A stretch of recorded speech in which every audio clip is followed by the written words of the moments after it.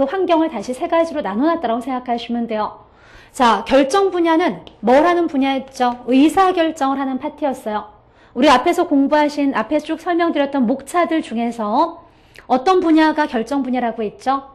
네, 바로 세 가지 파트 있었죠. 투자론, 금융론, 개발론. 그렇죠? 요 세 가지를 결정 분야다라고 했습니다. 의사결정을 하는 파트들란 얘기요. 근데 이렇게 생각하시면 돼요. 근데 내가 의사결정을 할 때, 자, 그 의사결정을 나는 완전한 전문가가 아니다 보니까 지원해주는 사람들이 또 있더란 얘기요. 보통 수수료를 받고, 그죠? 나에게 여러 가지 정보를 제공해주고 지원 기능을 하는 분야, 그걸 우리가 결정 지원 분야다. 이렇게 이제 표현을 할 수가 있습니다. 자, 그런데 많은 사람들에게 결국은 지원을 받아서 내가 의사결정을 하지만 그래도 궁극적인 의사결정은 나다 보니까 제가 해야 되는 거죠. 그럼 내가 기본적으로 기초적인 지식은 알고 있어야 된다는 얘기요. 그게 바로 기초 분야다라고 생각을 하시면 돼요. 그렇죠? 자, 그래서 기초적인 지식들, 부동산이 뭔지, 부동산 관련된 법이라든지 수학적인 기초라든지 기초적인 지식은 알아야 될 거 아니냐. 그래서 이것을 세 가지 파트로 구분을 할 때 기초 분야, 결정 분야, 결정 지원 분야로 구분을 할 수가 있습니다.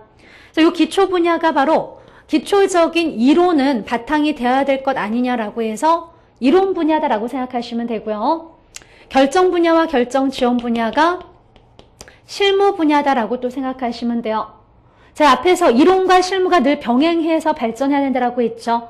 이론이라는 것은 뭐에 바탕을 둔다라고 했죠. 과학성에 바탕을 둔다면 실무라는 것은 바로 또 기술성에 바탕을 둔다라고 할 수가 있습니다.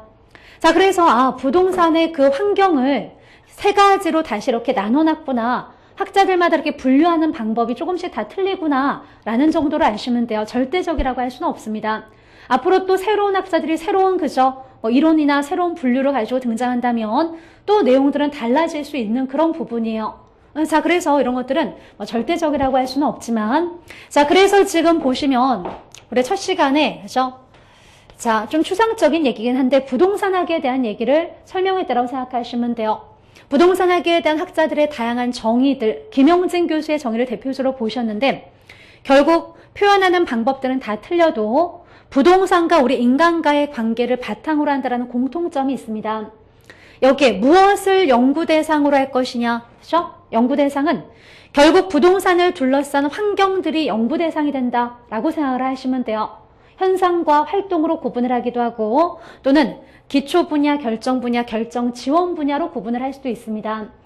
자, 어떻게라는 것은 어떻게 그럼 접근할 것인가, 접근 방법에 대한 얘기를 한 거죠. 자, 접근 방법들은 다양한데 최근에 들어서는 많은 학자들이 의사결정론적 접근 방법을 선호하고 있는 추세다라고 했어요. 하지만 뭐가 가장 좋다라고는 얘기할 수 없는 문제라고 했습니다. 자, 왜라는 것은 결국 이념에 관한 문제다라고 생각하시면 되는데 부동산학의 일반 이념 세 가지를 설명드렸죠. 자, 가장 최우선시 되는 것은 뭐라고요? 바로 효율성이라고 생각을 하셔야 돼요. 그렇죠? 바로 최고 최선의 이용. 자, 그래서 가장 얘가 최우선시 되겠지만 자, 국가 전체적인 입장에서는 뭐도 중요하다. 형평성도 중요하다. 근데 얘네들은 자꾸 부딪히는 무슨 관계를 가지고 있다? 상충 관계를 가지고 있다. 그렇죠? 자, 그러면서 결국 또 하나를 더 추가시켰죠. 합법성.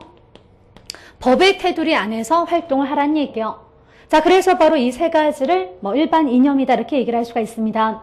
자, 그래서 부동산학의 이러한 정의, 학문적인 성격들에 대해서 첫 시간에 우리가 살펴보셨는데요. 자, 그 밑에 예제를 한번 보도록 하겠습니다. 거기 밑에 보니까 19회 때 기출문제가 하나 나오네요. 그 기출문제 잠깐 보시면요. 자, 부동산학에 관한 설명 중 틀린 것은 하고 묻습니다. 그죠? 1번에 부동산학은 토지 및 그 정착물에 관하여. 자, 우리 토지 및 그 정착물이 민법상에서의 부동산을 가리키는 거죠.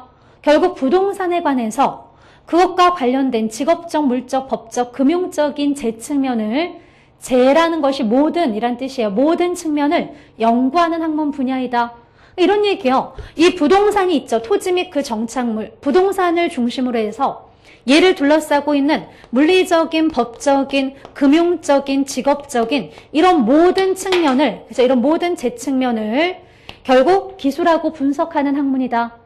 그럼 이런 모든 이게 제 측면이라는 걸 결국 뭐라고 표현할 수 있죠? 부동산 환경이라고 했잖아요. 그죠?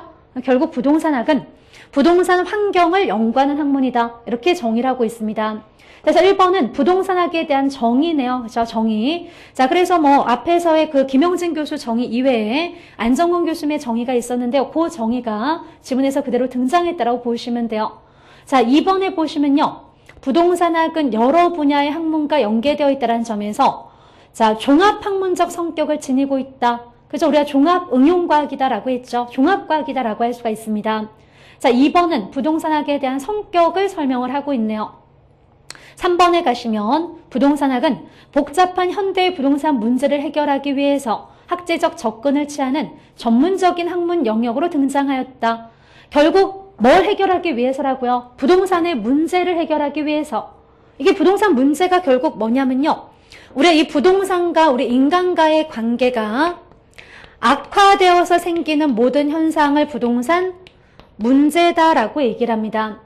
그러니까 결국 이 문제를 해결해서 어떤 방향으로 가겠다라는 거죠? 개선시키는 방향으로 가기 위해서 그래서 하나의 전문 영역으로 자, 등장한 것이 바로 부동산학이다라는 얘기를 하고 있어요. 자, 4번에 부동산학은 토지와 건물을 대상으로 하는 탐구라는 점에서 우주와 지구의 기본 원리를 탐구하는 물리학이나 지구과학과 같은 순수과학이라고 할 수 있대요. 자, 부동산학은 물리학이나 지구과학, 철학과 같은 순수과학이 아니라 그랬죠. 그죠? 우주의 기본 원리를 탐구하는 순수과학이 아니라 그 순수과학에서 연구한 원리를 현실의 시장으로 끌고 와서 현실의 문제를 해결하고자 하는 무슨 과학이라고 했죠? 응용과학이라고 했잖아요. 그죠? 자, 그래서 바로 틀린 것은 4번이 정답입니다. 5번에 부동산학의 접근 방법 중 의사결정 접근 방법은 자, 최근에 들어 가장 선호되고 있는 추세를 가지고 있다고 했어요. 그죠? 그래서 이 의사결정 접근 방법의 개념이 등장을 하고 있는데요. 인간은 합리적인 존재이며 자기 이윤의 극대화를 목표로 행동한다라는 기본 가정에서 자, 출발한다. 의사결정 접근 방법이 선호된다라고 할 수가 있습니다. 자, 그래서 이렇게 학문적인 성격들을 종합적으로 이렇게 종종 한 문제씩 이렇게 또 출제되어지기도 해요. 자, 그래서 바로 저희가 첫 시간에 부동산 학에 대해서 그죠? 개괄적으로 한번 살펴보셨고요. 자, 잠시 쉬었다가 이제 본격적으로 부동산의 개념과 분류 특성에 대해서 정리를 해보도록 하겠습니다. 잠시 쉬겠습니다.